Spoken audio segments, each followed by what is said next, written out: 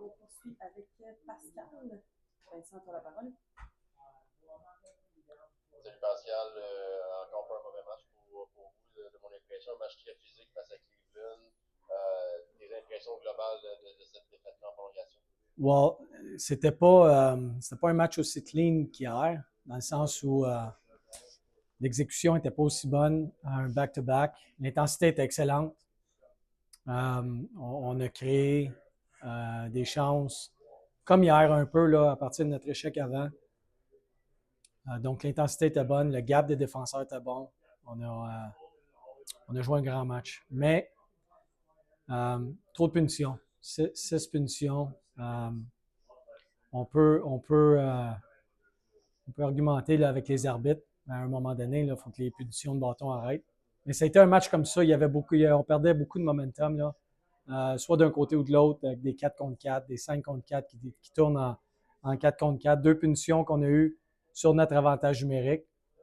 Mais ça, c'est des incidents qui sont individuels. Mais dans l'ensemble, l'équipe a joué un grand match. On jouait contre une. Hier, on les a battus 5-0. On s'attendait à ce qu'ils sortent fort aujourd'hui. Ils sont sortis fort. Vraiment une bonne équipe. Donc, 3 points sur 4. C'est un bon week-end. Je veux t'entendre un peu sur le powerplay, Pascal. Au mois de décembre, il y a eu certaines lacunes à cet effet-là, mais je regardais ça aujourd'hui. Quand même beaucoup de tirs de la zone critique. As-tu le feeling que ton powerplay joue à la hauteur du talent qu'il y a sur la glace présentement? Qu'est-ce que vous faites de bien? Ça s'en vient. Mais écoute, l'exécution est mieux. On bouge. Ce qu'on fait de mieux, là, si je te résume ça rapidement, là, c'est qu'on bouge la rondelle plus rapidement.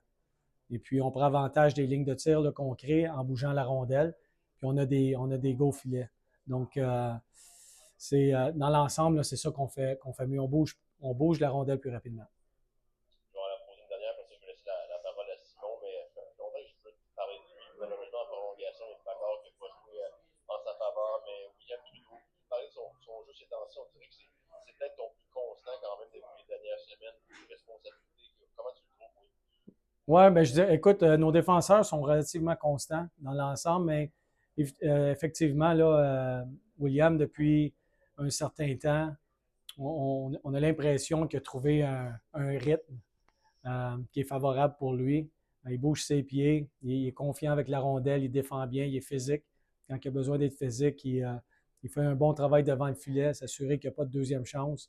Donc, j'aime beaucoup sa progression cette saison. Puis dans les dernières semaines, là, je vois qu'il a pris un step. Bonsoir Pascal. Un petit peu un follow à Vincent avant d'enchaîner avec mes deux questions. Sur Logan Mailloux aussi, j'ai l'impression que depuis quelques matchs, il est un peu plus présent, il a des bons espaces dans l'école des lancers. Tu retrouves-tu un peu le Mailloux qui est revenu à la balle en Moi, je le trouve plus agressif avec la rondelle, ce qu'on aime beaucoup, ce qu'on voyait en début de saison. Ça, on ne veut pas enlever ça de son jeu. On veut juste que, tu sais, Logan, c'est un bon patineur, c'est un gars qui a un bon physique, il a un grand bâton, un long bâton.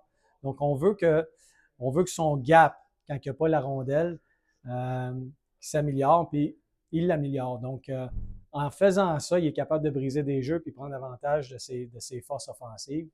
Puis on voit un gars qui commence à être de plus en plus confiant dans cette façon de jouer. Ce qu'on essaie de développer avec Logan, c'est un défenseur qui est capable d'être efficace dans les deux sens de la patinoire.